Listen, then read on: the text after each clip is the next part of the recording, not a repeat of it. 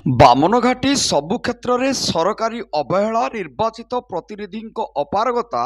ତଥା ଆପଣମାନଙ୍କ ସରଳତା ଯୋଗୁଁ ଏହି ଉପଖଣ୍ଡରେ ଆଜି ମୌଳିକ ସମସ୍ୟା ସମାଧାନ କରିବା ପାଇଁ ରାଜରାସ୍ତାକୁ ଓହ୍ଲାଇବାକୁ ପଡ଼ିଛି ଭଞ୍ଜସେନାକୁ। ଏଣୁ ପୂର୍ବ ଘୋଷିତ କାର୍ଯ୍ୟକ୍ରମ ଅନୁଯାୟୀ ଆଜି ଭଞ୍ଜସେନା ଜିଲ୍ଲା ଆଦିବାସୀ ଶାଖା ସଭାପତି ବାଜୁନ ହାସଦାଙ୍କ ତତ୍ତ୍ୱାବଧାନରେ ଏବଂ ବାମନଘାଟି ଉପଖଣ୍ଡ ଆଦିବାସୀ ଶାଖା ସଭାପତି ସୁନ୍ଦର ମୋହନ ଟୁଡୁଙ୍କ ନେତୃତ୍ୱରେ ଆଜି ସକାଳ 10:30 ଘଣ୍ଟିଆ ସମୟରେ ବିଷୟଠାରୁ ସାଇକେଲ ରାଲି ବାହାରି ରାରଙ୍ଗପୁର ବଜାର ସ୍ଥିତ ପ୍ରବାଦ ପୁରୁଷ ବିଜୁ ପଟ୍ଟନାୟକଙ୍କ ପ୍ରତିମୂର୍ତ୍ତିରେ ଓ ଗୁରୁ ଗମକେ ପଣ୍ଡିତ ରଘୁନାଥ ମୁର୍ମୁଙ୍କ ପ୍ରତିମୂର୍ତ୍ତିରେ ମାଲ୍ୟାର୍ପଣ ପୂଜାର୍ଚ୍ଚନା ସାରି